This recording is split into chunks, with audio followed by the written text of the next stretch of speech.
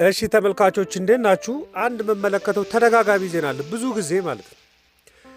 ቢሆን መጥፎ አይደለም፣ ግን የደሞዝተኛ ሰዎች ግብር መቀነስ አለበት የሚል ማለት ነው። እኔ ደግሞ ስመለከተው ግብር ዜሮ እንኳን ቢደረግ አማካይ የአብዛኛው የተቀጣሪ ሰዎች ደሞዝ ለህልውና የሚሆን አይደለም። ሰርቫይቭ ለማድረግ በጣም አስቸጋሪ ነው። ይሄ የሚመነጨው ደግሞ የአብዛኞቹ ሰዎች ገቢ የሚመነጨው ከአንድ የደሞዝ ምንጭ ላይ ስለሆነ ነው። እና የኢትዮጵያ አዲሱ ድህነት የሚመስለኝ አንድ የገቢ ምንጭ ላይ ኢኮኖሚው ሰዎች እንዲመሰረቱ አድርጓል። የኢኮኖሚ ችግር ራሱን የቻለ ነው። ደግሞ ደሞዝተኛ የሆኑ ሰዎችም የራሳቸው ደግሞ ጥረት ማድረግ የነበረባቸው ደግሞ ክፍተት አለ። ብዙ አይደለም። ለምሳሌ 20 ሺህ ብር ደሞዝ የሚያገኝ ሰው ታክስ ዜሮ ቢደረግ 3 ሺህ ብር ምናምን ቢቀረው ነው እጁ ላይ 3 ሺህ ብር አንድ ወር ቤተሰቦችን ለመኖር በጣም ትልቅ የሚባል ገቢ ነው ለማለት ትንሽ ያስቸግራል። ትልቅ የሚባለው ደሞዝ ማለት የደሞዝ ጭማሪም 20 ሺህ ብር የሚያገኝ ሰው 10% ያልተጨመረለት ቢባልና ወይ ደግሞ 20% ያልተጨመረለት ቢባል 4 ሺህ ብር የማይሞላ ነው። ይህም በጣም ለቤተሰቡ ትልቅ የሚባል ገቢ አይደለም። አንድ ደሞዝ ላይ መመስረት ነው የመሰረታዊ ችግር ነው ብዬ የማምነው ማለት ነው። ስለዚህ የሰዎችም ጥረት ወደዛ ሼፕ ቢያደርግ እኔ ጥሩ ነው ብዬ አምናለሁ። ግን ብዙ ጊዜ ክርክር ይነሳል። እንደዚህ ሲባል እና ምን ልስራ፣ የት ያለውን ስራ ነው ምናምን ስትፈልግልኛ ምናምን ይላሉ ሰዎች። የኢኮኖሚውን እውነት መቀበል በደንብ ነው የሚያስፈልገው። አንዳንድ ሀገራት ኢኮኖሚ ሰርፕለስ ኦፍ ጆብ አለው። በቃ በጣም ትርፍ ስራዎች አሉበት፣ ብዙ ስራ። ኢቭን ስደተኛ እያስመጡ የሚያሰራ ኢኮኖሚ አለ። ካናዳ ብትሄዱ፣ አውስትራሊያ ብትሄዱ፣ ጀርመን ብትሄዱ፣ ጃፓን ብትሄዱ፣ ደቡብ ኮሪያ ብትሄዱ፣ ሲንጋፖር ብትሄዱ ስደተኛ ነው የሚደፍነው ብዙውን ስራ ማለት ነው። ስካንዲኔቪያም ያሉ ሀገራት እንደዛ ነው። ስዊድንም፣ ኦስትሪያም፣ ኖርዌይም፣ ፊንላንድም ብትሄዱ እንደዛ ነው። ሰርፕለስ ጆብ አለ። እነዚህ የጥቂት ኢኮኖሚ ምልክት ነው። የአብዛኛው ኢኮኖሚ ግን የስራ እጥረት አለ።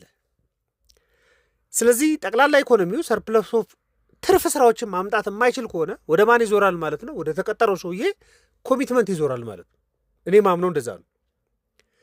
ኢትዮጵያ ውስጥ ያለው የቀደመውን ኢኮኖሚ አስቡት። የዛሬ 20ና 30 ዓመት አንድ ሰው የመንግስትም ሆነ የግል ሰራተኛ ከሆነ ቤት ይከራይበታል፣ ልጆች ያስተምርበታል፣ ይበላበታል፣ ትንሽ ይቆጥብበታል፣ ኢቭን በጡረታም ይኖራል። ለምሳሌ እኔ ሳድግ እኛ ቤት ውስጥ ጡረታ 58 ብር ነበር የነበረው። 58 ብር በአማካይ ለአራት ምናምን ቤተሰብ ማለት ነው ጡረታ የነበረው። አሁን ጡረታ በሺህ ቤት እንኳን ቢገባ የ58ቱ ብር ጊዜ ሰርቫይቭ ማድረግ አይቻልም። በጣም ብዙ ነገርም ጨምረን ሰርቫይቭ ለማድረግ በጣም አስቸጋሪ ነው። ዛሬ ግን በብዙ ቤተሰቦች ደሞዝ በግድ ነው ኪራይ የሚከፍለው። በቂ ምግብ ፕሮቫይድ ማቅረብ አይችልም። ትራንስፖርት ለመጠቀም በጣም አስቸጋሪ። ብዙ ነገር ቀንሷል። ቁጠባ ዜሮ መጥቷል። ኦልሞስት ዜሮ ነው። ለዛም ትምህርትም ቢሆን በመንግስት የሚደጎመው ላይ አብዛኛው ሰው ተጠግቶ ነው። ጤናም ቢሆን በመንግስት የሚደጎመው ላይ አብዛኛውን ነገር ተጠግቶ ነው። በፊት ቤተሰቦች የለመዱትን ነገር ምናምን በአብዛኛው ትተው ነው። ለምን ደሞዝ የማይበቃ ሆነ ከተባለ መሰረታዊ የሚባሉ ምክንያቶች አሉ። የመጀመሪያው የዋጋ ንረት ጉዳይ ነው። ከደሞዝ መጠኑ ጋር እኮ አይደለም ጉዳዩ የሚገናኘው። ደሞዝ እኮ አልቀነሰም። የቀነሰው ኃይሉ ነው። አሁን ብሩ የሚያድገው እና የመግዛት አቅሙ የሚዳከመው አይመጣጠንም። ለምሳሌ 20 ሺህ ብር ደሞዝ ትልቅ ነበር የሆነ ጊዜ ላይ። አሁን ግን ለሰርቫይቭ የሚበቃ ገንዘብ አይደለም። ምክንያቱም ዋጋ ንረት በየዓመቱ በ20 ከመቶና ከዛ በላይ ይጨምራል። ሁሉም ነገሮች ዋጋቸው በ20 ከመቶ እያደገ ይሄዳል። ደሞዝ ግን በአመታት ራሱን በ10 ከመቶ እንኳን ሊያሳድግ አይችልም። የትም የግልም ሂዱ የመንግስትም ሂዱ ለሰራተኞቹ በሙሉ እየጠራ 20% ጨምሬላቸዋል አይልም። አሁን ባንኮች እንኳን ሲያደርጉ ቦነስ ይሰጣሉ እንጂ ደሞዝ በየዓመቱ ሲጨምሩ አትመለከቱ። ስለዚህ ኃይሉ ነው እየቀነሰ የመጣው። ደሞዝ እንኳን እያደገ ቢሆን ግን ኃይሉ ከሚቀንስበት መጠን በላይ እያደገ አይመጣም። የመጀመሪያው ጉዳይ ዋጋ ንረት ሁሉንም ነው ቤተሰቦች የሚገለገሉባቸውን አብዛኞቹን በሙሉ የማይዘላቸው ማለት ነው። ትምህርትን ብትሉ ምግብን ብትሉ ኪራይን ብትሉ የማይዘላቸው ወጪዎችን ትራንስፖርትን ጨምሮ ከቨር የማያደርግ አድርጎታል። ደግሞ ቤተሰቦች ያልተጠበቀ ወጪዎችንም ደግሞ እያስተናገዱ ነው የመጡት። አሁን የዛሬ ዓመት የነበረ የቤተሰቦች ባስኬት በንድሎፍ ባስኬት የሚባለው እና አሁን ያለው የተለያየ ነው። አሁን ባስኬት ውስጥ ብዙ ነገር ገብተዋል፣ ግን የወጡም አሉ። ቤተሰቦች የተዋቸው አሉ። በቃ አቅሜ አይፈቅድም ብለው የተዋቸው አሉ። በቃ ቤት ውስጥ የተተወ ደግሞ ወደ ባስኬቱ ደግሞ የገቡ በጣም መሰረታዊ የሚባሉ ወጪዎች አሉ። አሁን እናንተ ይህንን እንኳን ቪዲዮ የምትመለከቱ የምታዳምጡት በኢንተርኔት ነው፣ በዳታ ነው፣ በስልክ ነው። እነዚህ እኮ አዳዲስ የዛሬ ዓመት ያልነበሩ ባስኬት ውስጥ የተቀላቀሉ ናቸው። የሰዎች አኗኗር ከተማ በጣም ሲሰፋ የሰዎች ኑሮ በጣም ሩቅ ለሩቅ ሆነ። በቃ በፊት ካሳንቺስ ያለ ሰው ፒያሳ ሄዶ ለመስራት በጣም ቀላል ኮስት ሊሆንለት ይችላል፣ ወይ ደግሞ በእግሩ ሊሄድ ይችላል። አሁን ግን ያችን ያለ ርቀት ለመሄድ በጣም ብዙ ወጪ እንዲያወጣ ያስገድደዋል።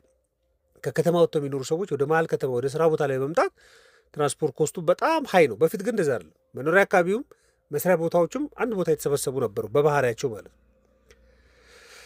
ደግሞ አሴት መፍጠር በጣም ውድ ሆኗል። ኢትዮጵያ ኢኮኖሚ ውስጥ አሴት መፍጠር በጣም ውድ ነው። ሰዎች ቤት ሰርተው ለማከራየት በጣም ውድ ነው። ስለዚህ እንደምንም የተሰራ ቤት ማለት የኪራይ ዋጋ በጣም ከፍተኛ እንዲሆን አድርጓል። በተለይ ቤትም በልዩነት በጣም ውድ አድርጎታል። ስለዚህ ሬንት ኪራይ የሰዎችን ገቢ 50% ከዛ በላይ የሚወስድ አድርጎታል ማለት ነው። እነዚህ ናቸው ደሞዝ እንዳይበቃ ያደረጉት። ግን መሰረታዊ ደግሞ ሌሎች ችግሮች ተፈጥረዋል አብረው ያልተሻሻሉ ማለት ምንድን ነው? እሱ አንድ ስራና አንድ ገቢ ላይ ጥገኛ የመሆን ልምዶች ረጅም ጊዜ ነው አብረው የመጡት። ለምሳሌ አንድ ሰው በወር 10 ሺህ ብር ከሆነ ደሞዙ በቃ 10 ሺህ ብር ነች ያችሁልን። ያችን የ10 ሺህ ብር ስራ ያጣት ጊዜ ዜሮ ነው የሚሆን። ጎዳና ሊወጣ ይችላል። ቤተሰቦቹ ጋር ድጋሚ ገብቶ ሊኖር ይችላል። አሁን እዚች 10 ሺህ ብር ላይ ያለ ታክስ ቢለወጥም ቢቀነስም ዜሮ ቢደረግም ይችን 10 ሺህ ብር ላይ 10% ደሞዝ ቢጨመርም 11 ሺህ ብር ሊሆን ይችላል። 10% ታክስ እንኳን 15% ታክስ እንኳን ቢቀነስ ተቀናሹ ከተሰላ 1 ሺህ ብር ሊሆን ይችላል። ስለዚህ 1 ሺህ ብር ነው የምናወራው ማለት ነው። ነገር ግን ሌሎች መስራት የሚችላቸውን ነገሮች መመልከት ቢችል ማለት ነው 2 ሺህ ብር እንኳን የሚያስገኝ ተጨማሪ የሚሰራው ነገር መፍጠር ቢችል ተጨማሪ 2 ሺህ ብር የሚያስገኝ እንቅስቃሴ ላይ ቢሳተፍ ግን 20% ደሞዙ እንዳሳደገ ሊቆጥረው ይችላል። እንደምንም ብሎ በወር 4 ሺህ ብር የሚያስገኝ ሌሎች ነገሮችን 4 ሺህ ብር ገቢ የሚያስገኙ ሌሎች በ30 ቀን ውስጥ ተሰርተው የሚገኙ ቢያደርግ 40 ሺህ ብር ደሞዙን ጨመረ ማለት ነው። ስለዚህ 10 ሺህ ብሩ ዜሮ እንኳን ቢሆን 40% ህልውና ይኖረዋል ማለት ነው። ስራዬን አጥቼ በጣም ብሶ ስራዬን አጥቼ ብሶ ችግር ላይ የሚወርቆ እኮ በዛ ነው። ደግሞ በኢትዮጵያ አንድ ሰራተኛ የራሱ ብቻ እኮ አይደለም፣ ኤክስቴንድድ ፋሚሊ የሚባል ነገር አለ። እናቱን መጦር ይኖርበታል፣ እናትና አባቱ መደገፍ አለበት፣ አያቱን መጦር ይኖርበታል፣ ታናሽ ወንድሙን ማስተማር ሊኖርበት ይችላል፣ አክስቱንም አጎቱንም ወንድሙንም እህቱንም ምናምን መደገፍ እኮ አለበት። ኤክስቴንድድ ፋሚሊ ልምድ አለ። 10 ሺህ ብር ደሞዝ ያለው ሰው 10 ሺህ ብር ይዞ መጥቶ ለእኔ ብቻ ሊል አይችልም። ከዛች 10 ሺህ ብር ላይ ሌሎች መደገፍ ያለባቸውን ሰዎች መደገፍ ግዴታው ነው። እንደዛ ነው ስትራክቸሩ፣ የቤተሰብ ስትራክቸሩ እንደዛ ነው። ስለዚህ ተጨማሪ የ2 ሺህ ብር የምታስገኝ ስራ ቢሰራ መደበኛ ደሞዙን ቢያንስ አተረፈ ሰው ኤክስቴንድድ ፋሚሊውን የሚደግፍበትን ሌላ በስራ ያመጣል ማለት ነው። በቃ በሱ ብቻ ያደርጋል ማለት ነው። ሰውየው ታዲያ ተጨማሪ ስራ ከየት ሊያመጣ ይችላል? መቼ ቢሰራ ነው ሊያገኝ የሚችለው ነው ሌላ ክርክር የሚያስነሳ ጥያቄ። እኔ ማስበው ከሰኞ እስከ ዓርብ ሰራተኛ የሆነ ሰው ቅዳሜና እሁድ ላይ ማሰብ አለበት። ማን ላይ ኮምፕሌን ይቀርባል? አሁን እኔ አስቸጋሪ እንደሆነ ነው ማስበው። ማታው ማሰብ አለበት። 11 ተኩል የሚሰራ ሰው እንደምንም 12 ሰዓት ላይ እንኳን ቤቱ ቢደርስ 12 ሰዓት ተኩል 1 ሰዓት ላይ ቤቱ ቢደርስ ከ1 ሰዓት እስከ 4 ሰዓት ያለው ማታ ሊያስብ ይችላል። ስራ ከመግባት በፊት ያለ ሰዓት ሊሆን ይችላል። የሻይ ሰዓቱ ሊሆን ይችላል። ሰው አኑዋል ሊቭ የሚወስድበት ወራቶች ላይ ሊሆን ይችላል። እጁ ላይ ባለ ስልክ የሚሰራ ስራ ሊሆን ይችላል። ማሰብ ግዴታ ነው ምርጫ እስከሌለ ድረስ። ኬት ላምጣል የሚቀጥረኝ የለም እንደዚህ ብሶ ይላል። እኔ ጋር በግልም ሲያገኙኝ እንደዛ ይላሉ። ታዲያ ማን ላይ ኮምፕሌን ይቅረብ ነው የኔ ደግሞ መልስ። እኛ ሞክረናል። ለምሳሌ ተጨማሪ ነገር ለመስራት ታለንት እያለን በቃ ዩኒቨርሲቲ ውስጥ የመጨረሻው ሰቃይ ሆነን ወጥተን በደሞዝ እጥረት የሚሰቃዩ በጣም ብዙ ሰዎች አሉ። ሰቃይ ሆነው ወጥተው ማለት ነው። ግን ብዙ ሰዎችን ማስጠናት እየቻሉ ግን ሊያስጠኑ አልቻሉም፣ ግን ሞክረዋል። በጣም ምርጥ ሪሰርች የሚሰሩ ሰዎች ናቸው፣ ግን ሪሰርች ኮንሰልት የሚያደርግ ሰው መሆን ችለዋል።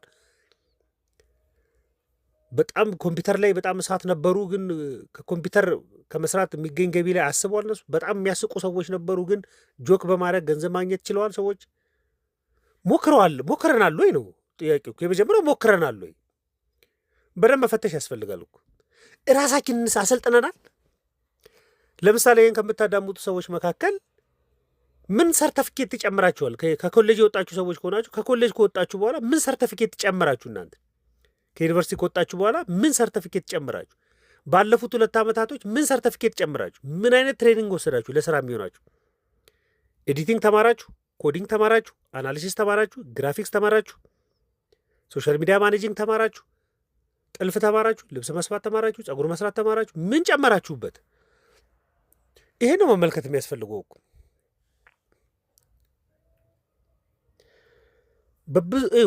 በብዙ ሀገራት በተለይ ወጣቶች አሁን ጊግ የሚባለው ኢኮኖሚ ላይ ይሳተፋሉ።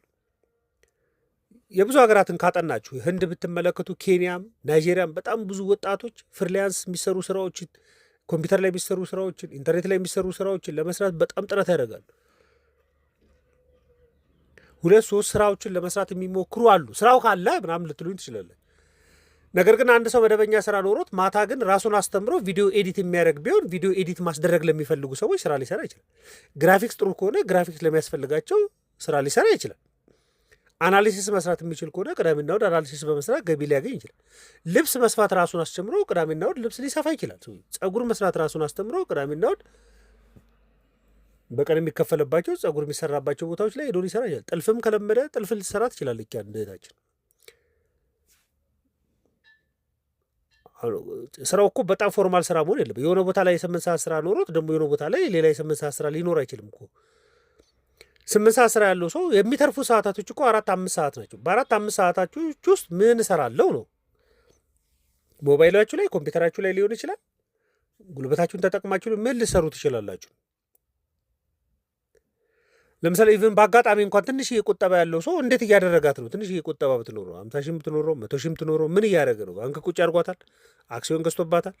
ወለድ በየወሩ ህይወቱን የምትደጉም ወለድ እያገኘባት ነው።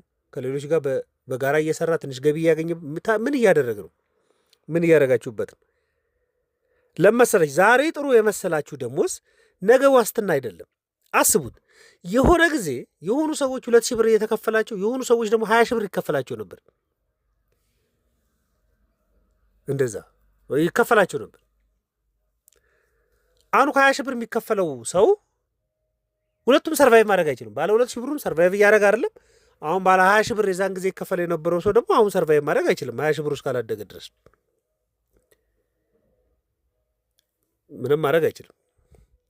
20 ሺህ ብር የሚከፈለው ሰውዬ ቆጥቦ ምንም ነገር ሳይሰራ ከነበረ፣ ምንም ነገር ሳያደርግ ከነበረ፣ የገቢ ምንጩን ሳያሰፋ ከነበረ፣ አሴት ሳይፈጥር ከነበረ የዛን ጊዜ ንጉሥ የነበረው 20 ሺህ ብር የሚከፈለው ሰው ከሌሎቹ 10 እጥፍ የነበረው ሰው አሁን አብሮ የሰርቫይቭ ኢሹ ያነሳል ማለት ነው።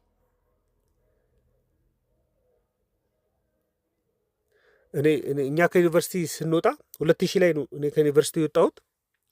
2001 ላይ እኔ የአንድ ዲግሪ ያለው ሰው ደሞዝ ከ1 ሺህ ብር በታች ነበር።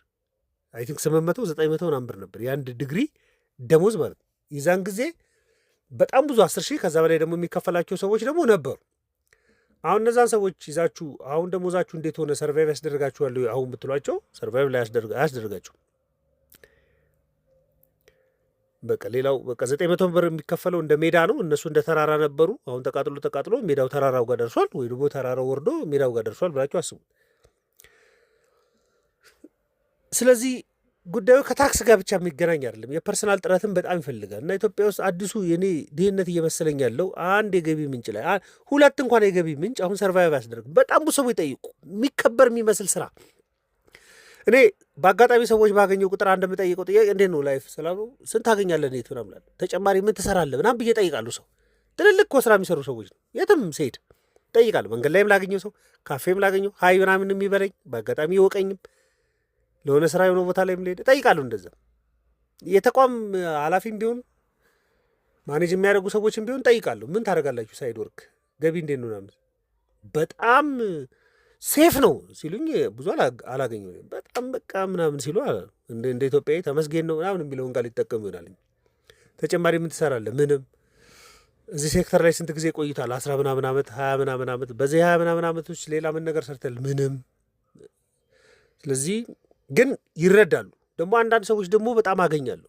አይ እኔ 2-3 ስራ እሰራለሁ፣ አሁን እንደዚህ እሰራለሁ፣ ይኸኛውን ስራ ከሰራሁ በኋላ ይሄን እሰራለሁ፣ ባለችኝ አጋጣሚ ወጣ ብዬ እሰራለሁ። ተቀጥረው እየሰሩ በመሀል ባለ የራይድ ጥሪ ላይ ወጥተው ራይድ የሚሰሩ ሰዎች አግኝቼ አውቃለሁ። ቅዳሜና እሑድ ይሄን እሰራለሁ።